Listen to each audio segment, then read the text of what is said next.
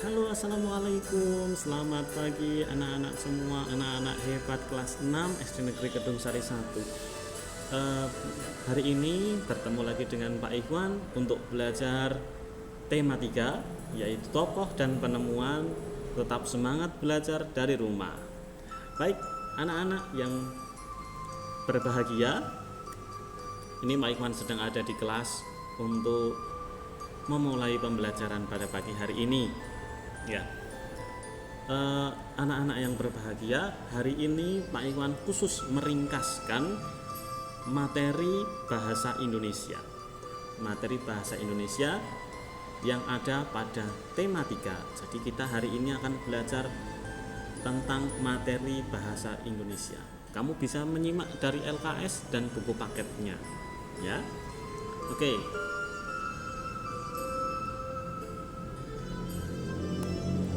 Anak-anak, untuk mapel bahasa Indonesia dalam satu tema ini juga hanya ada satu KD saja. Hanya ada satu KD saja, yaitu KD 3.2, menggali isi teks penjelasan. Teksnya adalah teks eksplanasi ilmiah. Ya, apa itu teks eksplanasi ilmiah?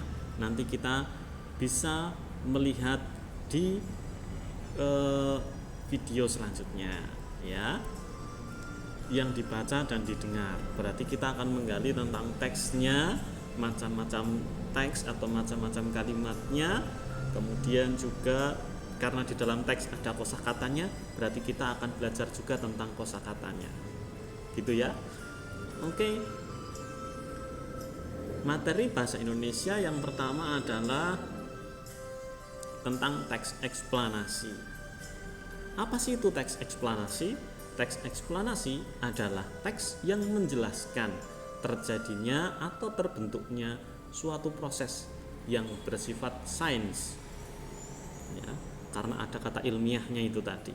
Karena ada kata ilmiah, maka bersifat sains. Seperti gejala alam, terjadinya pelangi dan proses arus listrik dan sebagainya. Ya, jadi ada gejala alam, ada terjadinya pelangi. Gejala alam itu bisa seperti hujan, bisa terjadi penemuan-penemuan yang ada di lingkungan. Karena kita temanya adalah tokoh dan penemuan, nanti yang dibahas biasanya adalah terkait tentang penemuan. Dan jangan lupa tugasnya hari ini ada di dalam video. Untuk tugas hari ini ada di dalam video, sehingga anak-anak wajib mendengarkan, menyimak, dan melihat dari video ini agar dapat mengerjakan tugas yang Bapak berikan. Teks eksplanasi ilmiah ini biasanya ada di dalam karya tulis, artikel, dan laporan penelitian. Adapun struktur teks eksplanasi ilmiah, apa saja itu? Yang pertama ada pernyataan umum, ya, isinya tentang pernyataan umum suatu topik atau bahasan. Jadi dalam suatu teks ilmiah itu ada bahasannya sendiri, ya, ada dalam bahasanya. Kemudian yang kedua ada deret penjelas. Ya. Ini deret penjelas ini adalah menjelaskan tentang topik tersebut, berisi detail penjelasan tentang terjadinya sesuatu. Kemudian yang ketiga adalah penutup.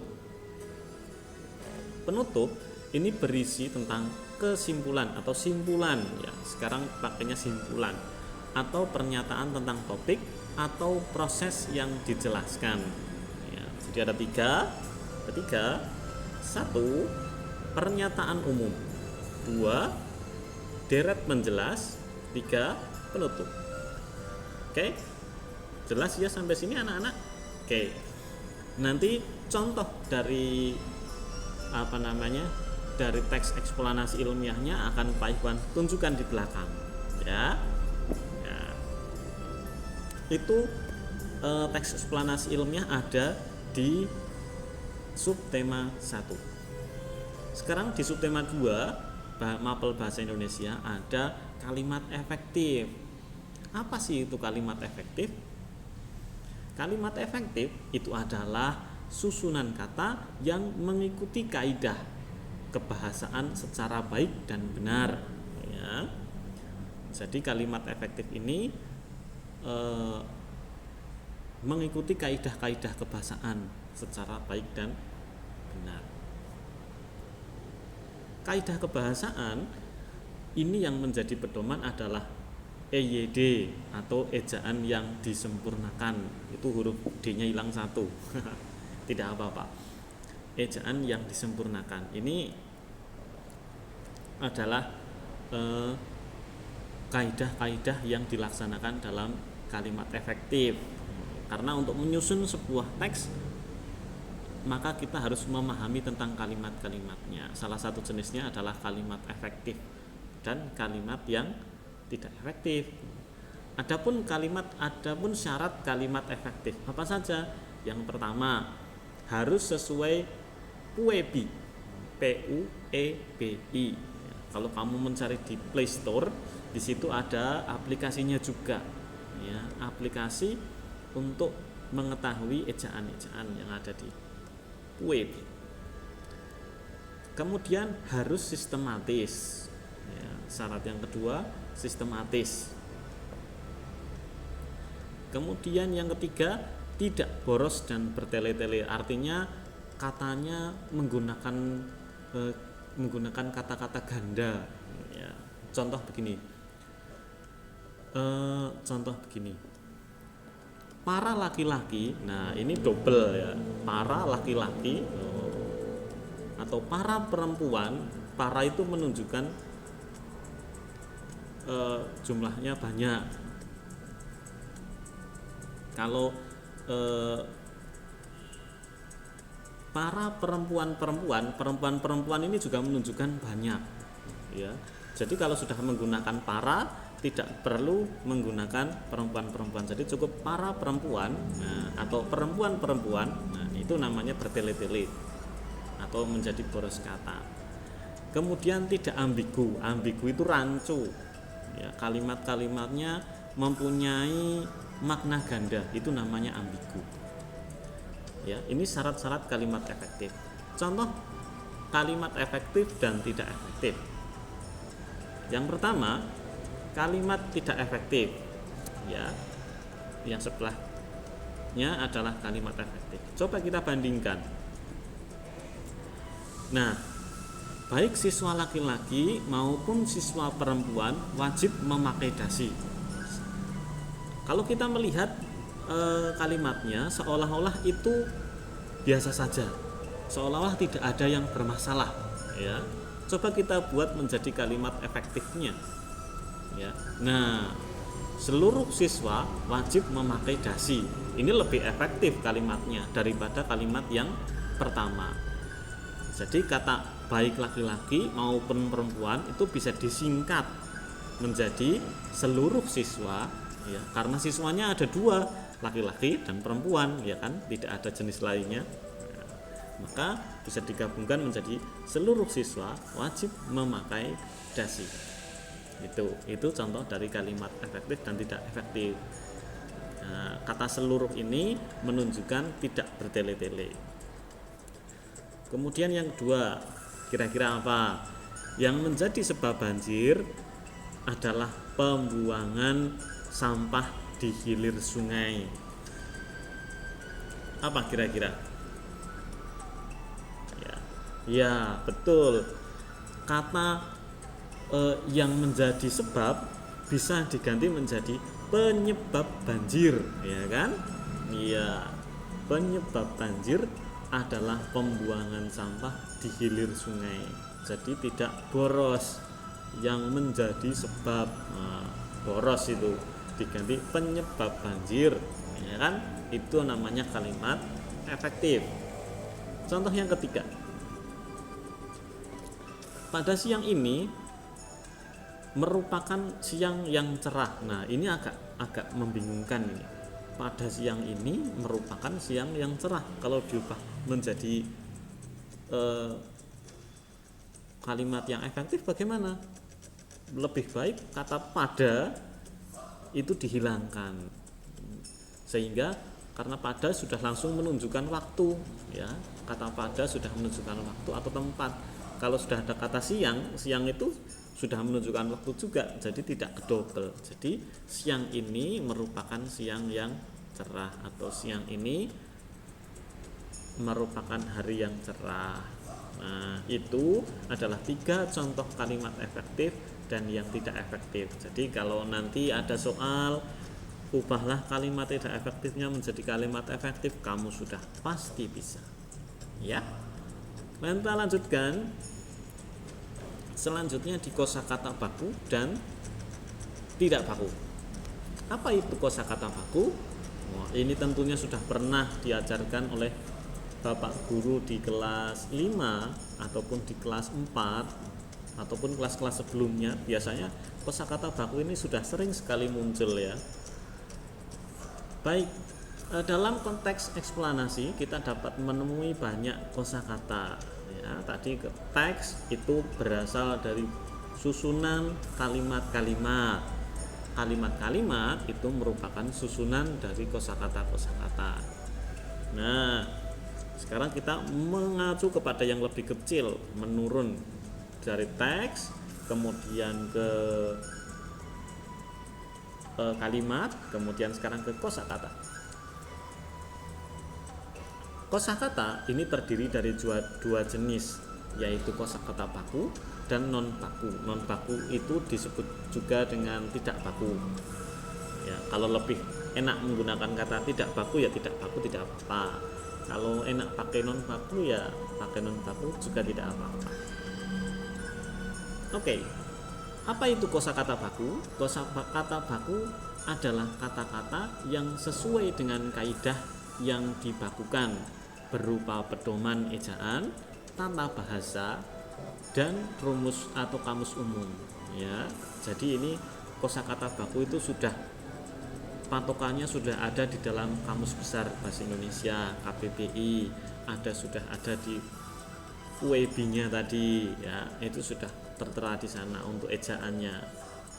Nah, sedangkan kosakata non baku atau tidak baku ini adalah kata-kata yang tidak sesuai dengan kaidah, biasanya berbentuk bahasa tutur atau bahasa percakapan sehari-hari, bahasa gaul, ya. Nek kamu bilang itu biasanya disebut dengan bahasa gaul. Bahasa yang sering kamu gunakan dalam percakapan sehari-hari ini biasanya bahasanya masih belum baku, ya. Nah, apa saja sih contohnya? Yuk kita lihat contohnya. Contohnya yang pertama, Pak Iwan buatkan kosakata baku sama kosakata yang tidak baku. Yang kosakata baku dulu, contohnya adalah ini aktif, ya. Kalau kosakatanya baku aktif, biasanya kalau dalam bahasa sehari-hari aktif, iya. Ayah baru saja membeli speaker aktif. Nah, itu non baku, aktif, ya, yang betul. Kemudian bus itu kata bakunya. Kalau kata non baku, betul, bis, ya. Iya, bis itu biasanya kalau dibuat kalimat Fadlan sedang naik bis, tulisannya langsung bis. Nah, ini namanya kosakata non baku. Izin, kata non bakunya betul lagi, izin. Pak, saya mau minta izin. Nah, ini kosakata non baku. Sering kamu gunakan kata-kata non bakunya karena itu banyak kata percakapan sehari-hari. Misalnya lagi zaman. Zaman berarti betul zaman, harusnya zaman, kata bakunya zaman, kata non bakunya zaman saiki iki lho. Nah, ya. Itu kata yang tidak baku. Sekarang negatif berarti sudah kelihatan, ya, tadi kata non bakunya itu negatif. Bagaimana hasil rapid testnya? Negatif. Nah, itu non baku karena bahasa percakapan. Selanjutnya dahulu. Nah, dahulu ibu dan ayah membelikan saya sepeda baru. Nah, nek kamu menggunakan bahasa percakapan dulu, nah ya kan, saya dulu, saya dahulu. Nah, ini. Kemudian cedera, kata non bakunya cidera. Iya, betul. Selanjutnya aktivitas. Nah, kalau yang ada berkaitan dengan huruf F atau V biasanya mayoritas karena logat berubah menjadi P, aktivitas. Iya, betul, aktivitas. Kemudian akhlak. Ya, ini juga bahasa yang sedang booming sekarang adalah akhlak. Anak sekarang nggak ada akhlak, nah nggak ada akhlak itu kayaknya yang nggak ada akhlak tadinya. Ya, itu. Ini adalah kata baku dan tidak baku. Baik, itu adalah materi-materi yang ada di tema 3 mata pelajaran bahasa Indonesia. Nah, terima kasih anak-anak sudah menyimak, anak-anak hebat sudah menyimak pelajarannya dengan baik. Tentunya setiap hari harus ada tugas yang akan kamu kerjakan. Bapak minta kamu mengerjakan di buku PS tema 3 ya, dicatat soalnya, dijawab pertanyaannya, dikasih tanggal dan juga dikasih nama. Jangan lupa ya, apa sih pertanyaannya? Oke, pertanyaannya adalah tara ya.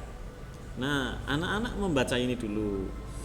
Ini adalah teks eksplanasi, contoh teks eksplanasinya yang sekaligus untuk kita gunakan sebagai soal. Ya. Ya, ini dia soal kalimatnya. Carl Friedrich Benz adalah sarjana Jerman yang dikenal sebagai penemu mobil berbahan bakar bensin. Ketika remaja, Benz menunjukkan ketertarikannya pada ilmu sains. Ia selalu memikirkan konsep mobil, sebuah kereta kuda tanpa kuda. Tahun 1878, Benz mulai mengerjakan penemuannya dan berusaha mematenkannya. Penemuan yang dipatenkan pertama kali adalah mesin 2 tak. Dia juga mematenkan sistem pengapian, busi, karburator, clutch, gigi transmisi, dan radiator air. Pada tahun 1885, Benz menciptakan motor wagon.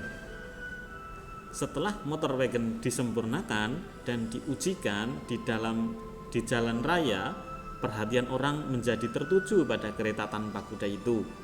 Motor wagon menjadi cikal bakal mobil modern yang kita kendarai sekarang.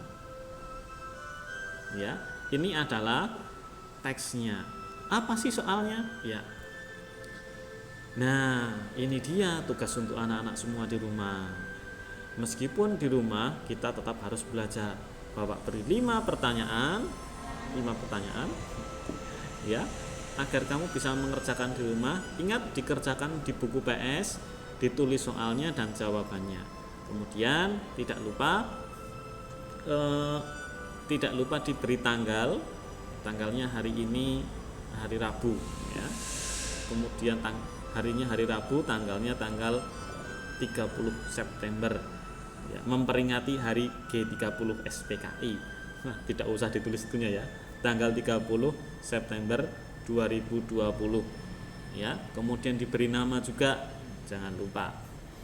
Oke, soal yang pertama, siapakah Carl Friedrich Benz? Nah, di kalimat depan ada.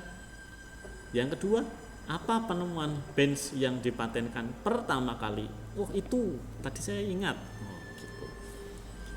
Yang ketiga, sebutkan 5 penemuan Benz yang sudah dipatenkan. Oh, tadi juga ada tuh. Yang nomor 4, kapan Benz menciptakan motor wagon? Yang kelima, apa yang menjadi cikal bakal mobil modern yang kita kendarai sekarang? Nah, ini soal yang akan kamu kerjakan. Jangan lupa setelah nanti dikerjakan, tidak perlu difoto, nanti akan dikumpulkan di hari yang akan Pak Ikhwan tentukan. Sekian dulu dari Pak Ikhwan. Tetap belajar dan semangat meskipun belajar dari rumah. Oke? Billahi taufik wal hidayah. Wassalamualaikum warahmatullahi wabarakatuh. Dadah, ketemu besok lagi.